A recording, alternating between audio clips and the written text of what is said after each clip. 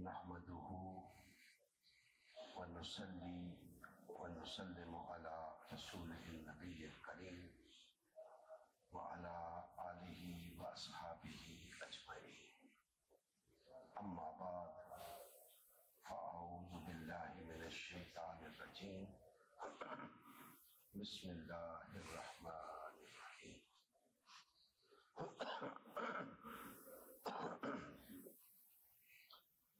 وَلَنَبْلُوَنَّكُمْ بِشَيْءٍ مِّنَ الْخَوْفِ وَالْجُوعِ وَنَقْصٍ مِّنَ الْأَمْوَالِ وَالْأَنفُسِ وَالثَّمَرَاتِ وَبَشِّرِ الصَّابِرِينَ. صدق اللہ مولانا العظیم.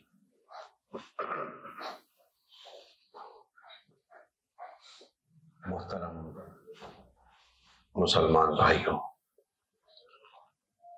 اللہ تبارک و تعالی کا لاکھ لاکھ احسان ہے کہ اس نے ہمیں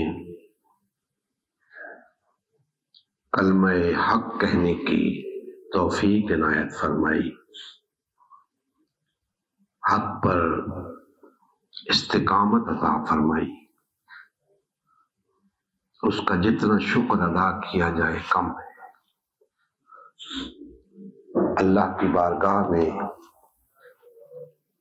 دعا ہے کہ اللہ پاک ہمیں مرتے دم تک یہ استقامت عطا کیے رکھے.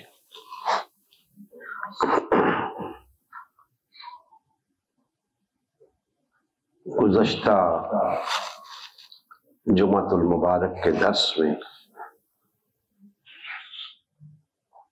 مقافات عمل کے حوالے سے کچھ گفتگو ہوئی تھی، لیکن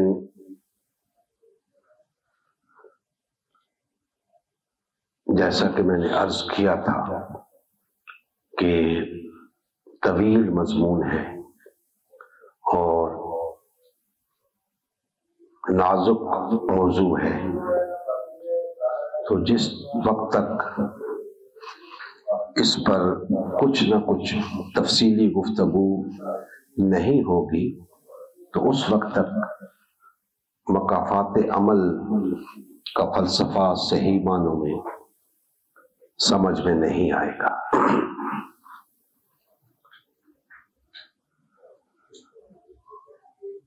تمہیداً پھر دوہرا دیتا ہوں کہ مقافات عمل اس چیز کو کہتے ہیں جو عمل کے نتیجے میں حاصل ہوتی ہے. اچھا عمل ہو تو اچھا نتیجہ نکلتا ہے، برا عمل ہو تو برا نتیجہ ہوتا ہے. یعنی ہر اچھے اور برے عمل کا نتیجہ پیدا ہونا لازم ہے. یہ اللہ جل مجدہ کا قانون ہے جو مستقل انسانی زندگی کے اندر کار فرما ہے. تو کوئی شخص نہ تو اپنے کسی برے عمل کے نتیجے سے بچ سکتا ہے اور نہ ہی اپنے کسی اچھے عمل کی جزا سے محروم رہ سکتا ہے. لہذا ہر شخص کو یہ بات مد نظر رکھنی چاہیے کہ اس کے ہر اچھے عمل کا اسے اچھا اجر ملے گا اور ہر برے عمل کی سزا ملے گی اسے. اس سلسلے میں میں نے عرض کیا تھا کہ انسان کے اعمال میں سے ایک چیز جو نظر آتی ہے وہ ہے لوگوں کا تکلیف میں مبتلا ہونا، مصیبت میں مبتلا ہونا. تو کیا ضروری ہے کہ ہر تکلیف، ہر مصیبت، ہر نقصان وہ انسان کے کسی گناہ کا نتیجہ ہی ہو؟ تو ایسا نہیں ہے، بلکہ جو تکلیف کسی کو پیش آتی ہے، جو مصیبت اٹھانی پڑتی ہے، جو نقصان اٹھانا پڑتا ہے، اس کے 4 طرح کے عوامل ہیں جن کو پیش نظر رکھنا ضروری ہے۔ اس میں سب سے پہلے میں نے عرض کیا تھا کہ کسی سے تکلیف، مصیبت، نقصان کا سبب ضروری نہیں کہ انسان کا گناہ ہو، بلکہ وہ آزمائش بھی ہوتی ہے۔ اسی طرح وہ تنبیہ بھی ہوتی ہے اور درجات کی بلندی کے لیے بھی ہوتی ہے، اور پھر مکافات عمل کا نتیجہ بھی ہوتی ہے۔ تو آج جو آیت مبارکہ میں نے آپ کے سامنے تلاوت کی، سورہ البقرہ کی آیت نمبر 155، اس کا تعلق آزمائش سے ہے۔ اللہ جل مجدہ نے ارشاد فرمایا، اور ہم کسی قدر خوف، بھوک اور اموال میں نقصان اور تمہارے نفوس کے نقصان اور ثمرات کے نقصان سے تمہیں آزمائیں گے، اور صبر کرنے والوں کو بشارت دے دیجیے۔ دوستان محترم، یاد رکھیں کہ آزمائش جو اللہ جل مجدہ نے بیان فرمائی ہے، اس قرآن مجید کے اندر بارہا تذکرہ فرمایا ہے اس کا۔ آزمائش کس لیے؟ پہلا سوال یہ پیدا ہوتا ہے کہ آزمائش کس لیے؟ آزمائش ایمان کی پرکھ کے لیے ہوتی ہے۔ آزمائش اس بات کو جانچنے کے لیے ہوتی ہے کہ کوئی شخص جو اپنے آپ کو مومن کہتا ہے، وہ کس حد تک صبر کرتا ہے۔ صبر کی جانچ کے لیے بھی آزمائش ہوتی ہے، اور اللہ پر وہ کتنا بھروسہ رکھتا ہے، اللہ پر وہ کس قدر توکل کرتا ہے، اس کے لیے بھی آزمائش ہوتی ہے۔ تو یہاں اللہ جل مجدہ نے ارشاد فرمایا کہ ہم تمہیں آزمائیں گے کہ تم اللہ پر کیسا ایمان رکھتے ہو، تمہارے ایمان کو جانچیں گے، تمہارے ایمان کو پرکھیں گے، آزمائیں گے۔ اور پھر آزمائیں گے کیسے؟ تمہیں خوف میں مبتلا کر کے، تمہیں فاقہ کشی کا شکار کر کے، اور تمہارے اموال کا نقصان کر کے، تمہاری جانوں کو لے کر، تمہارے ثمرات، مال، اولاد، پھل، اناج، ان کی کمی پیش کرا کے تمہیں آزمائیں گے۔ تو پتہ چلے گا کہ تم صبر کرتے ہو یا نہیں۔ تو گویا ایمان کی پرکھ بھی ہوگی، صبر بھی جانچنے کے لیے آزمائش ہوگی، اور یہ جانچنے کے لیے کہ ایک مومن اللہ پر کتنا اعتماد کرتا ہے، اللہ پر کس قدر توکل کرتا ہے، کتنا بھروسہ رکھتا ہے اللہ پہ.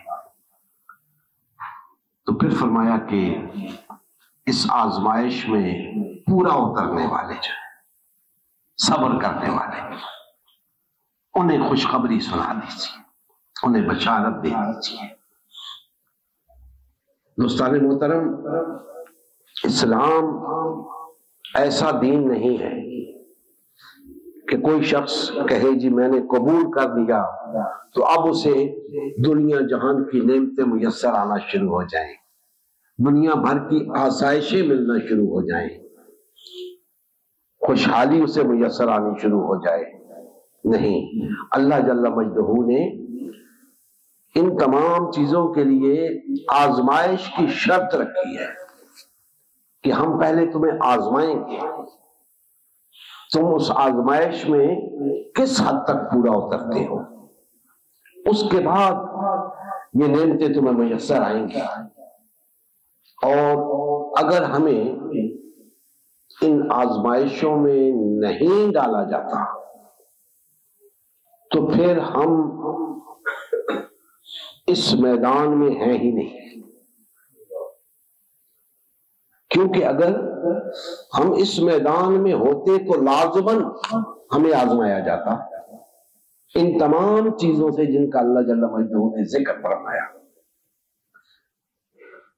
تو اگر اس جد و جہد کے دوران جو ایک مومن کے لیے لازم ہے، اس جد و جہد کے دوران آزمائش آئے تو پھر اس پہ صبر کا مظاہرہ کرنا ہے. کیونکہ صبر کرنے سے ہی معلوم ہوگا کہ ہمارا ایمان کس درجے کا ہے، ہمیں اللہ کی ذات پہ کتنا بھروسہ ہے، ہم کتنا اس پر توکل کرتے ہیں. جب ہم اس آزمائش میں کامیاب ہو جائیں گے تو اللہ کی بارگاہ میں کامیاب لکھے جائیں گے. اللہ پاک ہمیں اپنی دنیاوی اخروی نعمتوں سے نوازے گا. یہی ہے کہ فرمایا کہ وبشر الصابرین، صبر کرنے والوں کو بشارت دے دیجیے. تو گویا دین کا قبول کرنا کوئی پھولوں کی سیج نہیں ہے. دین قبول کرنے کے بعد آزمائشوں کا آنا شرط ہے. آج کی گفتگو میں اتنا وقت نہیں کہ میں قرآن مجید سے وہ تمام مثالیں آپ کے سامنے رکھوں کہ جو آزمائش کے سلسلے میں آئی ہیں. انبیاء کرام کا تذکرہ تو آپ پڑھتے رہے ہوں گے، سنتے رہے ہوں گے. کون سا اللہ کا نبی اور کون سا اللہ کا نبی اور رسول نہیں گزرا جس کو آزمائش کی بھٹی سے نہیں گزارا گیا. حضرت ابراہیم علیہ السلام کو آگ میں ڈالا گیا، بیٹے کو ذبح کرنے کا حکم دیا گیا. یہ بہت بڑی آزمائشیں تھی، ہم تصور بھی نہیں کر سکتے. لیکن اللہ نے اپنے بندوں کو ایسی آزمائشوں میں ڈالا. حضرت ایوب علیہ السلام کو بیماری میں مبتلا کر کے بہت بڑی آزمائش میں ڈالا، لیکن وہ اللہ کے بندے عظیم صبر کی ایک عظیم مثال تھے. وہ اپنی آزمائش پہ پورا اترے. موسیٰ علیہ السلام نے بڑی صعوبتیں جھیلی، عیسیٰ علیہ السلام کو بہت ستایا گیا، بے شمار انبیاء کو تو شہید کر دیا گیا. تو یہ آزمائش تھی، یہ خدا نخواستہ کسی گناہ کی سزا نہیں تھی، یہ آزمائش تھی، ایمان کی پرکھ تھی. اور یاد رکھیں، اگر انبیاء پر آزمائش لازماً آتی ہے تو ہم پر کیوں نہیں آئے گی؟ ہم پر بھی آئے گی. ہمیں بھی اس آزمائش میں صبر کا مظاہرہ کرنا ہے، اللہ پر اپنے توکل کا بھرپور اظہار کرنا ہے، تب خوشخبری ہمارے لیے ہے۔ تو ہمیں ان آزمائشوں میں سے گزرنا ہے، آزمائش کی خواہش نہیں کرنی چاہیے، کیونکہ یہ بہت بڑا امتحان ہوتا ہے، لیکن اگر آزمائش آ جائے اللہ کی طرف سے تو پھر اس پہ صبر کا مظاہرہ کرے، اللہ کی مدد و نصرت کا انتظار کرے، اللہ پاک آپ کے صبر کے نتیجے میں اپنی مدد و نصرت نازل فرمائیں گے۔ اور جیسا کہ میں نے پہلے عرض کیا کہ کوئی شخص اس بات کی توقع نہ رکھے کہ وہ ایمان لائے اور اسے آزمایا نہ جائے، ایمان کی پرکھ لازمی ہوتی ہے، حتیٰ کہ اللہ جل مجدہ نے جنت کے لیے بھی آزمائش کی شرط رکھی ہے، فرمایا ابھی تک ہم نے تمہیں آزمایا ہی نہیں، تم کیا سمجھتے ہو تم محض یہ کہنے سے جنت میں داخل ہو جائے کہ ہم ایمان لائے، ابھی تو ہم نے تمہیں آزمایا ہی نہیں۔ اور یہ آزمائش دو وجوہات سے ہے، ایک تو اس لیے کہ جو لوگ واقعتاً مومن ہیں، اللہ پر بھرپور اعتماد رکھتے ہیں، صبر کرنے والے ہیں، آزمائشوں پر پورا اترنے والے ہیں، وہ نکھر کر سامنے آ جائیں۔ اور دوسری وجہ کہ جو ان آزمائشوں میں پڑنے سے ہی گھبرا جاتے ہیں، اور اگر آزمائش آ جائے تو اس پر پورا نہیں اترتے، بے صبرے ہو جاتے ہیں، اللہ سے شکوہ کرنے لگ جاتے ہیں، منافق ہوتے ہیں، وہ الگ ہو جائیں۔ یعنی مومنین اور منافقین کی چھانٹی ہو جاتی ہے آزمائش سے۔ مومنین کے درجات اللہ جل مجدہ بلند کرتا ہے، منافقین جہنم کے سب سے نچلے درجے کی طرف دوڑے چلے جاتے ہیں۔ تو یہ آزمائش شرط ہے، جنت کے لیے بھی شرط رکھی گئی آزمائش کی، کہ جب تک آزمائے نہیں جاؤ گے جنت کا خیال بھی دل میں نہ لاؤ۔ ہمیں اگر کوئی قصے کہانیاں سنائے جاتے ہیں کہ جنت شاید مفت میں مل جائے گی، تو دوستو کسی خوش فہمی میں نہ رہنا۔ قرآن کا یہ اٹل فیصلہ ہے کہ جنت آزمائش کے بغیر نہیں ملے گی۔ تو خوش نصیب ہوں گے وہ لوگ جو آزمائے جائیں گے، کیونکہ اللہ کے وعدے انہی کے ساتھ ہیں، ان کے ایمان کی پرکھ ہو جائے گی، دنیا شہادت دے گی ان کے ایمان پر کہ ہاں یہی وہ لوگ ہیں جو اپنے قول میں سچے ہیں، جو اگر کہتے ہیں کہ اللہ ہمارا رب ہے تو پھر ثابت بھی کرتے ہیں کہ اللہ ہمارا رب ہے۔ پھر اللہ فرشتوں کو گواہ بنا کے کہتے ہیں میرے فرشتوں دیکھو یہ میرے وہ بندے ہیں جن کو میں نے ایمان کی حالت میں آزمایا ہے، یہ مصیبت بھی ان پہ ڈالی، یہ تکلیف بھی ان پہ ڈالی، ان سے مال و اسباب بھی چھین لیا، قحط کا شکار کر دیا، غربت و افلاس میں مبتلا کر دیا، ان کے کاروبار کو ختم کر دیا، ان کے لیے مالی مشکلات پیدا کر دی، لیکن انہوں نے صبر کا دامن ہاتھ سے نہیں چھوڑا، یہ ایمان پر قائم رہے، استقامت اختیار کیے رکھی، تو یہ میرے وہ بندے ہیں کہ ان کے لیے خوشخبری ہے۔ دوستان محترم، یہ معاملہ صرف دین اسلام کے ساتھ نہیں ہے، یہ بات یاد رکھیں۔